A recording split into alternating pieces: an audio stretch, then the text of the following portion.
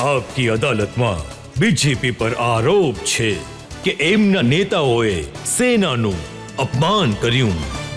સુધાંશુજી ભારતીય જનતા પાર્ટીના નેતા છે, મધ્યપ્રદેશની સરકારમાં મંત્રી છે વિજય શાહ. એમણે કર્નલ સોફિયા કુરેશી વિશે જે કહ્યું એ ખરેખર નિંદનીય છે, ઘણી જ શરમજનક વાત છે. એક એવું કે જેમણે અમારી દીકરીઓના સિંદૂર ઉજાડ્યા, આપણે એમની બહેનને મોકલીને એમની હાલત ખરાબ કરી. જો આ ઘણું જ નંદનીય નિવેદન છે અને આને માટે એમણે માફી પણ માંગી લીધી છે, દુઃખ પણ વ્યક્ત કર્યું છે. છતાં પણ જે અદાલતની કાર્યવાહી છે, જે થશે એના પર કાર્યવાહી જે પણ થશે નિયમો પ્રમાણે થશે, કાર્યવાહી થશે. પણ ના, તમને નથી લાગતું કે બીજેપી એમને કાઢી મૂકવા જોઈતા હતા કાન પકડીને બહાર? જુઓ, ઘણી સાફ વાત છે. એમણે માફી પણ માંગી લીધી છે, દુઃખ પણ વ્યક્ત કર્યું છે. પણ સવાલ એ લોકો પૂછી રહ્યા છે જેમણે એરફોર્સ ઓફિસર્સની હત્યા કરવાવાળા યાસીન મલિકને બોલાવીને પ્રધાનમંત્રી કાર્યાલયમાં એમણે એને સન્માનિત કર્યો, જેમણે ભારતના સેના અધ્યક્ષને સડક પર છાપગુંડો કહ્યો, જેમના નેતા સિંધુએ જઈને જનરલ બાવજાને ગળે મળ્યા અને માફી પણ નહીં માંગી, પોતાનું નિવેદન વિડ્રો પણ નહીં કર્યું. વિડ્રો કર્યું હતું શું? નહીં કર્યું. જેમણે હાસિફ સાહેબને કહ્યું, જેમણે ઓસામાજીને જી કહ્યું, અને સાથે સાથે ભારતની સંસદ પર થયેલા હુમલામાં જે લોકો શહીદ થઈ ગયા એમના પરિવારોએ મેડલ પાછા આપી દીધા, કારણ કે સુપ્રીમ કોર્ટથી સજા થયા બાદ પણ અફઝલ ગુરુને ફાંસી નહીં થઈ. એને માટે એમની આંખોમાં આંસુ નહીં આવ્યા. પટિયાલા હાઉસના એન્કાઉન્ટરના આરોપીઓ માટે આવ્યા હતા. એટલે સેનાના શૌર્યના વિશે અને સેનાના સન્માનના વિશે જે પ્રકારની પ્રતિબદ્ધતા ભારતીય જનતા પાર્ટી અને મોદીજીની રહી છે, મને લાગે છે કે એના પર સવાલ ઉઠાવવા ક્યારે ઉચિત જો નથી. તમારી બધી વાતો હું માની લઉં છું, પણ જે વિજય શાહની બાબતે તમે કહી રહ્યા છો ને, 2 wrongs don't make a right. 50 ભૂલો કરી હશે કોંગ્રેસે, પણ બીજેપી આવું કેવી રીતે કરી શકે? જો આ નંદનીય નિવેદન ઉપર નિશ્ચિત રૂપે પાર્ટીએ ગંભીર રૂપે એને લીધું છે, યદ્યપि માફી માંગવામાં આવી છે, તો પણ જે કોર્ટની કાર્યવાહી થશે એ શિરોધારાએ થશે. એટલે સવાલ પૂછવાવાળા તો હું એમને પૂછવા ઈચ્છું છું કે તમે તો ખુલ્લેઆમ આતંકીને દીકરા કહ્યું હતું, ઇશરત જહાંને દીકરા કહ્યું હતું કે નહીં? અને એ તો તમારી સરકારના સમયનું હતું. એનાથી વધારે મજાક થઈ શકે છે કે કોંગ્રેસના સરકારના સમયમાં આઈબીએ ઇશરત જહાંને આતંકી કહી, સીબીઆઈએ પણ આતંકી કહી, પછી સીબીઆઈએ પોતાનું સ્ટેન્ડ ચેન્જ કરી લીધું અને આઈબીને ચેન્જ કરી દીધું. એટલે કોંગ્રેસ સરકારની ઇન્ટેલિજન્સ બ્યુરો કહી રહી હતી કે ઇશરત જહાં આતંકી છે અને નેતા કહી રહ્યા હતા કે ઇશરત જહાં દીકરી છે. મને લાગે છે કે આ રીતના ભાવનાત્મક વિષયો પર તણખાના પડછાયામાં પહાડ છુપાવવાની કોશિશ બિલકુલ પણ નહીં કરવી જોઈએ. સેના, સૈનિકો અને કર્નલ કુરેશીની અને એમના આખા પરિવારની જે પરંપરા છે ભારતની સેના સાથે, એનું ભારતીય જનતા પાર્ટી અને દરેક ભારતીય દિલથી સન્માન કરે છે. મને લાગે છે કે બીજેપીએ વિજય શાહની વિરુદ્ધ તરત એક્શન લેવી જોઈતી હતી. તમારી મજબૂરીઓ હોઈ શકે, પણ મારી નથી. હું તમારી આ વાતથી સહેમત નથી. નહીં, તમારો વિચાર છે, નહીં સંમત થવું, પણ મારું માનવું છે તમે પણ બંને આરોપ કહો અને એના પછી નિર્ણય લો. જુઓ, હજી એક નેતા છે, મધ્યપ્રદેશના જ છે એ પણ. એમણે કહ્યું સેનાએ નતમસ્તક થઈ જવું જોઈએ મોદીજીની સામે. નહીં, એમણે આ નહોતું કહ્યું અને એ ક્યારે થઈ જ નહીં શકે. એમણે કહ્યું હતું, એમણે પોતાની માટે કહ્યું કે અમે સેનાની આગળ નતમસ્તક છીએ અને મોદીજીની આગળ પણ. એટલે જ હવે કોંગ્રેસ કહી રહી છે કે આજે તિરંગા યાત્રા કાઢી રહી છે બીજેપી. આજે સેનાએ જે પરાક્રમ કર્યું, સેનાએ જે શૌર્ય બતાવ્યું, એનું ક્રેડિટ લેવા માટે. આ જ કોંગ્રેસ છે જેમણે હમાસના પક્ષમાં નીકળતી યાત્રાઓને અભિવ્યક્તિની સ્વતંત્રતા અને સંવિધાનનું પ્રતીક કહી હતી. હિઝબુલ્લા પક્ષમાં શ્રીનગરથી લઈને લખનઉ થઈને હૈદરાબાદ સુધી નીકળવાવાળી યાત્રાઓને કહ્યું કે સાહેબ, આ તો સંવેદનાઓનું પ્રતીક છે અને ભારતીય સેનાના અપ્રતિમ શૌર્યના સમર્થનમાં નીકળનારી ત્રિરંગા યાત્રાને રાજનીતિનું પ્રતીક કહી. તમે પૂછો, ગાઝાના વિશે ટ્વીટ જુઓ એમનું શું લખે છે, ઓલ આઈઝ ઓન રફા, અને ગાઝામાં કહે છે ક્રાઇમ અગેન્સ્ટ હ્યુમેનિટી ઓફ ફલાણા ઢીમકા અને ખબર નહીં શું વસ્તુઓ લખી છે.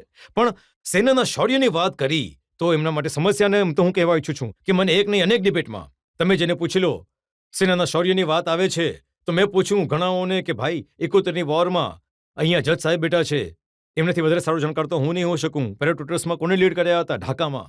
કેટલું મોટું ઓપરેશન હતું કે સીધા આપણે ઢાકા પર પેરાટ્રુટર્સ લોડ કરી દીધા, જનરલ જેકાબે. કોઈ નામ જ નહીં. ઈસ્ટર્ન આપણા ઈસ્ટ કમાન્ડના જે ચીફ હતા જનરલ જગજીતસિંહ અરોડા, જેમણે સાઇન કરાવી, એમનો શ્રેય નહીં હતો, જનરલ જેકોબનો શ્રેય નહીં હતો, સેમ માણેકશાહનો શ્રેય નહીં હતો. તો એ બધાને એક જ નામ યાદ આવે છે, ઇન્દિરા ગાંધી.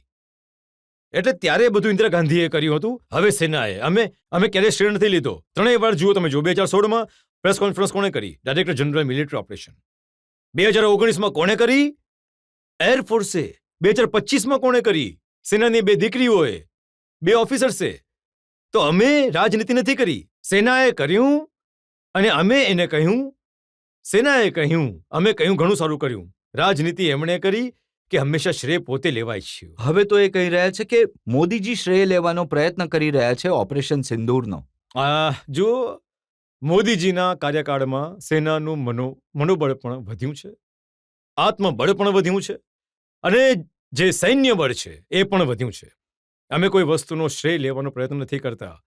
કારણ શું છે કે સેનાના પક્ષમાં જે પ્રકારે અમારી સરકાર આવ્યા પછી, હું એક નાનકડું ઉદાહરણ આપવા ઈચ્છું છું. એટોમિક એક્સપ્લોઝન અટલજીની સરકારમાં થયું હતું 98માં, 74માં પણ થયું હતું. શું તફાવત હતો? 74માં ભારતે કહ્યું, એના પહેલા ભારત કહે, રશિયા અને અમેરિકા બંને અનાઉન્સ કરી દીધું. 98માં અમેરિકાને ખબર નહીં પડી જ્યાં સુધી ભારતે નહીં કહ્યું. 74માં એમણે કહ્યું નહીં અને અમે શાંતિપૂર્ણ કાર્ય કર્યું. 98માં અમે કહ્યું ના, શાંતિપૂર્ણ કાર્ય માટે નહીં, વી આર ધ લીડર્સ.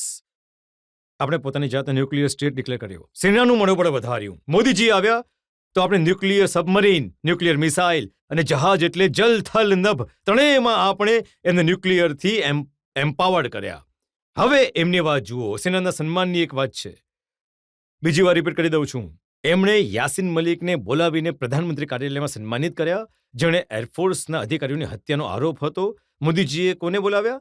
2015માં વીર અબ્દુલ હમીદની શહીદીની 50મી વર્ષગાંઠ થઈ, તો એમના આખા પરિવારને અને પત્નીને બોલાવીને પ્રધાનમંત્રી આવાસમાં સન્માનિત કર્યા. સેનાનું સન્માન આ હોય છે, ના કે આ શું કહેતા હતા? Zero tolerance on human rights. એટલે સેના ઉપર કાર્યવાહી થતી રહે. અમે કહ્યું zero tolerance on terror.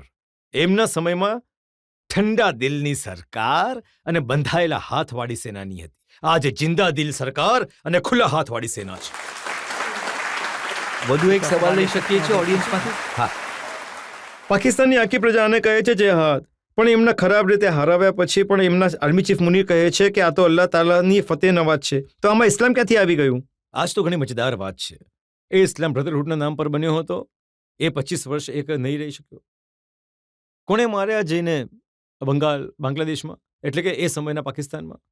General ટીકા આખા એ મુસ્લિમ નહીં હતા શું? And the same who was named the bachelor of the Bangladesh, 73માં અમે બલુચિસ્તાનમાં જઈને શું કર્યું? He was called butcher of Balochistan. આજે ખૈબર પખ્તુનખ્વા તરીકે તાલિબાન કોની વિરુદ્ધ લડી રહ્યું છે? સારું છોડો, જો એમના ઇસ્લામની વાત છે.